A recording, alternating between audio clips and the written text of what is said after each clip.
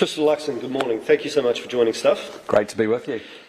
You're fresh off, probably 10 or 15 minutes after announcing that Nicola Willis is going to be your new finance spokesperson. She's going to take over from Simon Bridges.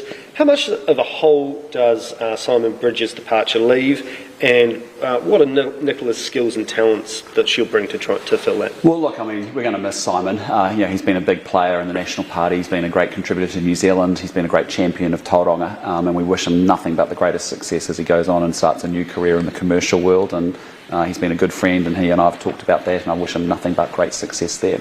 But I am really excited about Nicola Willis taking over the finance portfolio. Nicola comes to it with a huge brain and intellect, a massive capacity for a big workload. She comes at it also from a good commercial background in terms of her previous life outside of politics.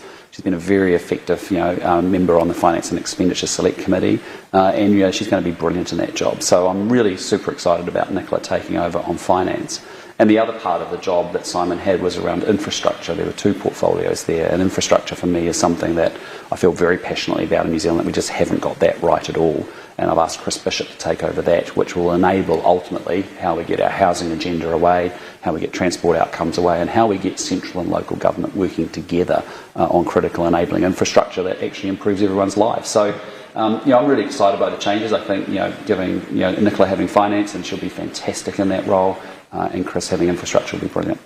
Now, one of the things that Nicola said was that she will be honing in, as her predecessor did, as you do, on the cost of living crisis. What did you make of the fact that you've been pushing the government on this more generally for a couple of months, but at a much higher level for 2 weeks? Bad poll last week. All of a sudden, on Monday, there's an energy crisis, and the petrol excise is cut. What do you make of the response, and what do you make of the two major policies that they've brought in so far, which is cutting the petrol excise and making public transport half price? Well, look, I mean, the first thing I'd say is that what we're seeing here is a government that's making things up on the fly. It's always 10 steps too late, when it should be 10 steps ahead. And that's what we've seen, whether it's been the COVID response, and since 2021, 2022, you've seen it even with Ukraine, even over the last few weeks, and you're certainly seeing it here. There was no cost of living crisis apparently a week ago. The rest of New Zealand could have told the Prime Minister and the government there definitely is, and now they've acknowledged that there is one, and trying to do something about it. We've got a broad, yes, there's some good tax tweaks at the pump, which is going to be helpful and have some impact. But the bigger issues is that we have a very big, broad set of challenges around a cost of living crisis, because it's not just at the pump, it's also at food, it's also with respect to rents and housing. And so you've got to get into the root cause of all of that and think very carefully as a government about how you take this country forward and how you navigate through that. One of the things that you've talked a lot about has been the cost of rent and housing. One of the things that the government said the other day with its petrol tax changes were that this is immediate and you will feel it from midnight. That's harder with rents and housing. So if the crisis is acute and it's now, what would you do about those things? Well, we've said two things. The first is that we would immediately say, look, let's take the taxation thresholds as they exist today, and in May at the budget, let's actually pump them up by the level of inflation, so that people who actually get a pay increase, but it's not enough to actually cover off the cost of living or inflation, but they actually get bumped into the next tax bracket. That just doesn't feel fair, right? So that's a simple fix that could benefit a lot of New Zealanders just by adjusting tax thresholds. The second point we've said is, if you look at rentals in particular, and this is what I was asking the Prime Minister about yesterday, is that the government got advice from the Inland Revenue Department to say, look, if you extend the bright line test for landlords, if you actually remove interest deductibility for landlords, you'll end up raising rents, because the costs go up and they get passed through to renters, and they are middle and lower income earners.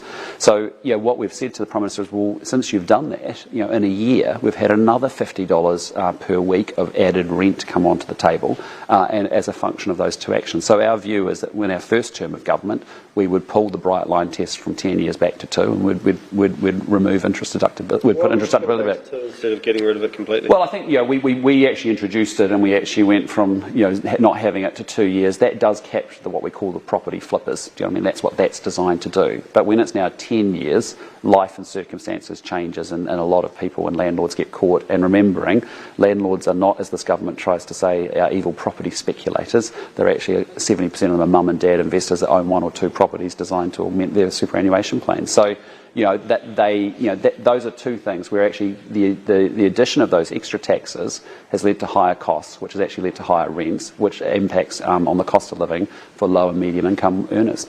So on the other side of what the government announced, making public transport half price, and they've given some pretty clear smoke signals that there may be some continuation of that in the May budget. Is that something that the National Party would be supportive of? Look, the bottom line is that public transport has to stand on its own, two legs to be sustainable.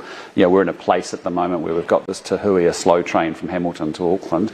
We're subsidising today every passenger to the tune of $285. And so as you've seen around the world, as you've seen in past New Zealand experiences, you can end up with big white elephants if you actually don't have public transport that actually is good and effective and people are choosing to use of their own volition and it actually is sustainable and works.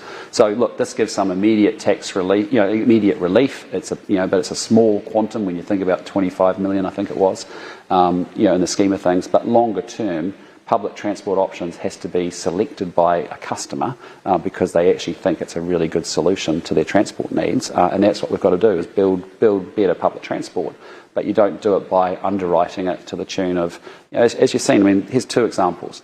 We've got the slow train from Tahuia, which has been, at times had 3 passengers on it, and it's been heavily underwritten by every taxpayer in this country, so that every passenger, it costs actually $285 to move them. That's not smart, right? It's got to be a better solution or a better proposition for customers to choose to use it. The second thing is you're starting to look at, say, something like light rail. Today, this week we heard it was originally presented as a $15 billion problem or investment. Now it's going to be presented as it could be up to $29 billion is what the officials are saying. And the problem with that is that you could actually go off and buy everybody in this country a very good e-bike, for that sort of level of investment. So you've got to, get the investment choices right and get the return on investment right. And you've got to make sure that the option actually stands up to itself and is attractive and compelling for people to use. More generally, BNZ, I think, said on Monday that inflation, they reckon, is definitely through 7% now and that it could go through 8%. How concerned are you about the possibility that inflation could really start to spiral a bit more? Oh, I'm really concerned about it. We've been talking about it for months. We've been saying to the government, hey, listen, when it started to creep up, you should start to make some adjustments to what you're doing. Here we are in Australia, they've got a 3.5% inflation rate and they're freaking out about the possibility it could hit 5%. Here in New Zealand, we're at 6%, and we're talking about 7.5%, maybe up to 8%.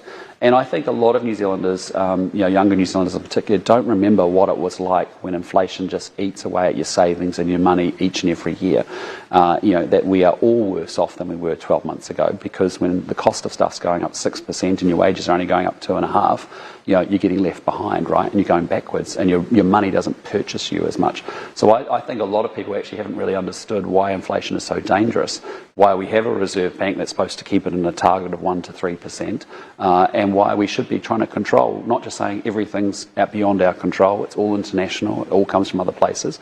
No, there are components of it that we should be waking up each morning, coming to this place, working hard, sweating it, to try and work out how we do control it. In Australia, you are right about the Australian freak-out. Scott Morrison, one of the things that he's looking at is removing excise on beer, potentially, in the next election. Is there anything like that in the National Party toolkit? Look, I think the danger in this is that you end up with a lot of tactical stunts, and actually what you have to do is see through it and actually have a very good long-term perspective of how do you fundamentally use the levers available to you in government to navigate and lead a country through it. Otherwise, you lower your sights and you're in a lot of tactical stuff. The bigger issue is sort of how do you get the settings right to navigate it. And that gets you back to the role of the Reserve Bank in terms of interest rate hikes. It gets you back to the efficiency and the quality of the spending that you've got going on. And thirdly, it gets you back to how you unleash enterprise and support greater productivity in the economy through the business community. And just finally, on Ukraine, the news out of Ukraine and Kiev seems to get grimmer every day. The government announced probably about 4,000 visas for family members of Ukrainians living here. And yesterday, David Seymour suggested that New Zealand should be looking now to start to send some weapons over to Ukraine. Is that something you've considered? Is that something that New Zealand should be looking to put its money where its mouth is a bit more? Well, what I'd say on Ukraine is what we can do is we had this idea of this autonomous sanctions bill. It's good that the Parliament all passed it, but it was 2 weeks too late. We had that bill last year. Essentially, it got adopted by the government. That's a good thing, but it was just late. We had the idea of humanitarian visas to bring in friends and family of the 1,500 Ukrainian Kiwis that are here. That got passed or raised yesterday by government, again 2 or 3 weeks late, and every day kind of matters when you're in a pretty grim and desperate situation in the Ukraine. I think the thing we can do is we've given $2 million of humanitarian aid. I think we should focus our resources there. It's somewhere where we can make a meaningful difference and can have a good input. When I look at Australia, they've given 35 million Australian dollars in aid. You just sit there and say maybe we're a bit underdone and there's more that we could do in that space. So perhaps more aid money and in areas where New Zealand... I'd lift our aid money, and where we have capability is really in that space. And so I'd be thinking more about what we could do in that space. Christopher Luxon, thanks so much for making time for us this morning. Appreciate it. Great to be with you.